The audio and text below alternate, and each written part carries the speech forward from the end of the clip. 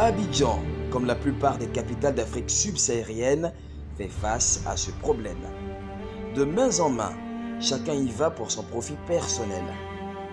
Que ce soit sur nos routes, dans les bureaux, dans l'administration publique ou privée, chacun y va pour son compte,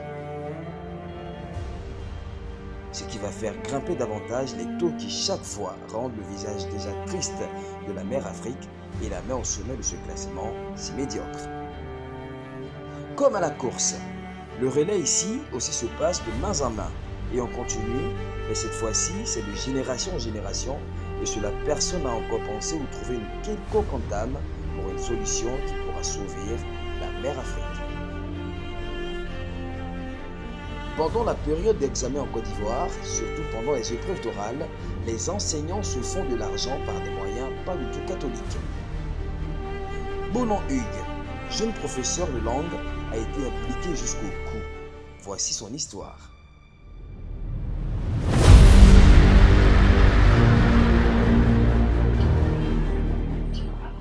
Bonan Hugues, je l'ai rencontré lorsque nous étions au lycée. Voilà, on a fait une école de la 3, de la seconde jusqu'à la terminale. En fait, il faut dire que lorsque nous étions en terminale, Bonan Hugues, vraiment, la première fois quand on a passé le baccalauréat, il a échoué. Et il a échoué parce que notre professeur lui avait demandé de l'argent. Et malheureusement, Bonan Hugues n'avait pas cet argent-là. Il faut dire une chose.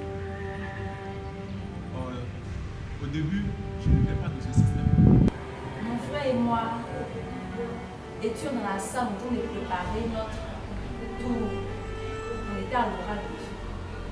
Et mon frère devait passer juste avant moi. Et là, j'ai été appelé à me rendre dans la salle de composition devant l'interrogateur. Et je me suis rendu sincèrement dans cette salle-là avec beaucoup d'assurance. J'avais foi en ce que je devais faire parce que déjà, mon thèse, je l'avais bien préparé, je le comprenais exactement. Et je ne voyais pas comment est-ce que je peux avoir moins de 14 ou 15. C'est facile aussi. On laisse pas, on se tire. Je suis le dos des autres. Je n'avais pas commencé le travail, il m'a dit qu'il avait dit qu'on va se laisser. Lorsqu'il a dit ça, je me suis dit qu'il fallait que je fasse le travail rapidement. Puisque ça faisait 11h50. Et la pause déjeuner était déjà arrivée. Et là, je me suis mis à lire le test. Ayant lu une phrase du test, ils m'ont encore interpellé, me faisant savoir qu'on ne se comprenait pas. Mais franchement, quand il a dit ça, je n'arrivais pas à le suivre. Je n'arrivais pas à le suivre. Et je me suis dit, bon, qu'est-ce qu'il veut? Puisqu'il m'a dit, fais-moi ce laisser, j'ai commencé le travail. Donc là, il n'y a plus besoin de m'interpeller encore. Et là, il m'a fait savoir, il m'a fait un signe avec son bras, il désignait l'argent. Comme ça.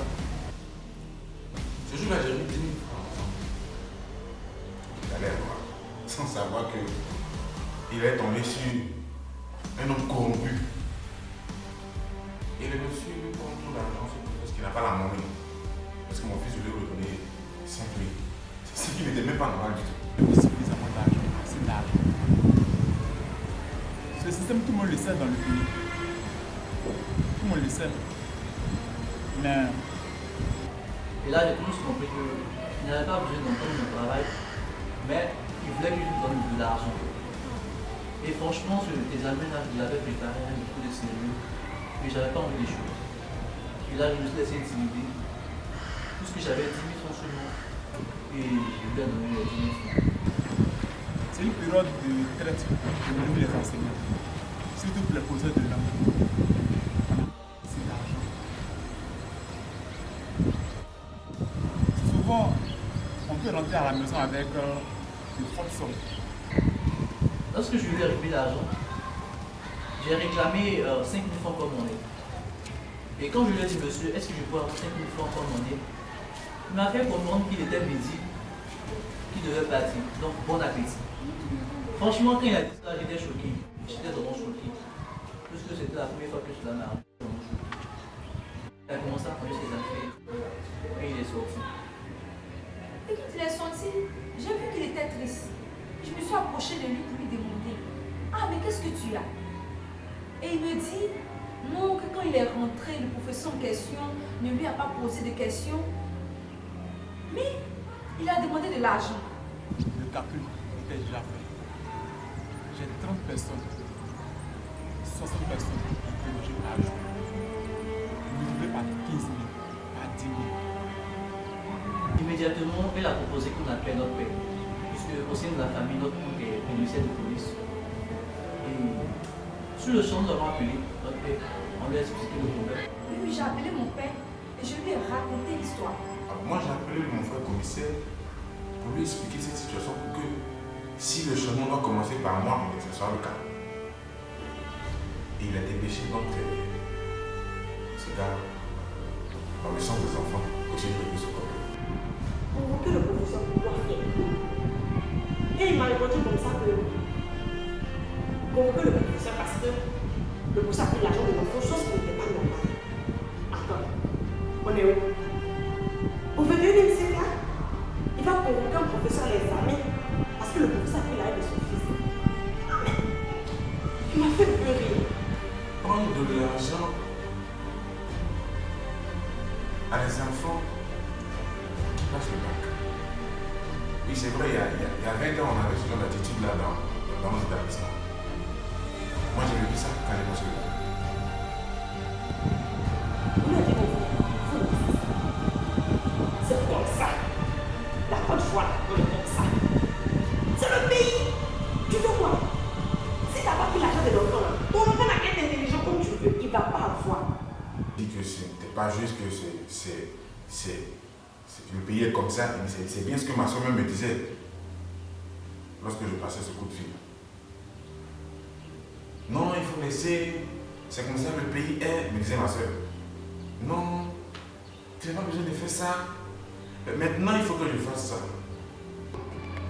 Bien que j'ai pas mon frère, il faut laisser ça. Tu as vu quand nous sommes au temps terminal, comment ça s'est passé? Mais il m'a pas écouté, il l'a fait à sa tête. Délaisser tomber quoi? Délaisser tomber quoi? L'autre fait ça normal.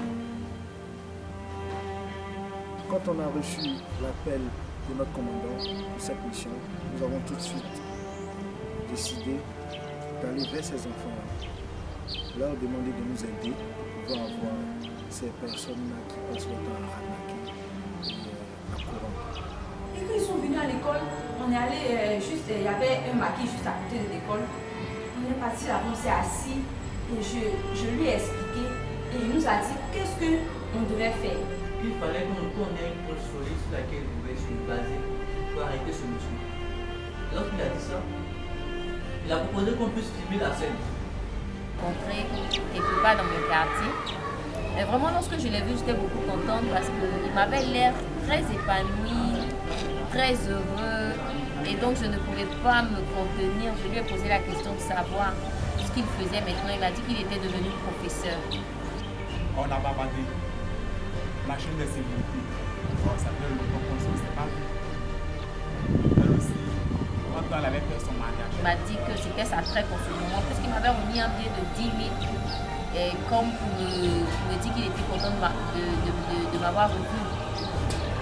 Et donc quand je lui ai posé la question, il m'a dit qu'en ce moment c'est sa traite parce que ce sont les euros du baccalauréat. J'étais étonnée, je lui ai posé la question de savoir, mais attends, ce que tu as vécu il y a des années, hein, est-ce que ce sont ces mêmes choses-là que tu répètes, toi qui a été victime de je sais pas moi, de corruption? C'est naturellement que je dois avouer mon business. Ce que je faisais pendant les examens avec les élèves. Comment est-ce que je donnais l'argent des élèves et comment est-ce que j'ai gagné. En tout cas, le jour-là, on ne m'a pas toléré. Elle m'a touché constamment. J'étais beaucoup peinée, j'étais fâchée. Fâchée parce que ce même bonhomme Hugues a vécu une situation semblable à ce qu'il est en train de faire aujourd'hui. Et ça lui a valu de ne pas avoir son baccalauréat la première année. Et le même bonhomme Hugues, qui normalement devrait être une personne aujourd'hui qui doit lutter contre la corruption. J'étais vraiment étonné J'étais vraiment surpris que par ces enfants-là, pour une première fois, nous avons eu à mettre la main sur ce genre de choses. J'ai enlevé les 15 000 francs de ma poche, je l'ai mis sur la table. Pour filmer l'action. Mais franchement, j'avais beaucoup peur. J'avais peur parce que dans ce centre, il y avait beaucoup de surveillants. Donc je me disais, ah, si on m'attrape. Au départ, c'était pas facile. Quand la fille, elle avait beaucoup peur. Nous l'avons rassurée, nous lui avons dit, car c'est grâce à elle qu'on pouvait avoir une solution. C'est ce dernier qui avait tout filmé, toute la scène. Et il a été porté le film chez les policiers. C'est sur la base de ce film que j'ai été arrêté, menotté devant les élèves, devant mes collègues, devant les examinateurs, devant l'administration. 20 ans après, vous imaginez 20 ans après, on a encore ce genre d'attitude dans notre réseau. Il faut que ça change. C'est un motif pour nous. Ce n'est pas seulement les professeurs. On n'est que la face visible de l'iceberg. Tant que chacun de nous ne prendra pas conscience du fait que tout doit commencer par lui, franchement, jamais la corruption ne pourra cesser. Grâce au changement de mentalité que j'ai subi, j'ai retrouvé tout le monde.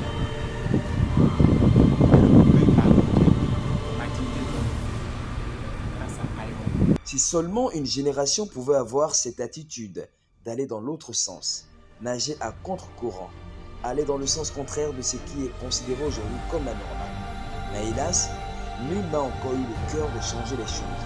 Cette pensée si singulière mais énorme qui pourrait faire voir l'aube se lever.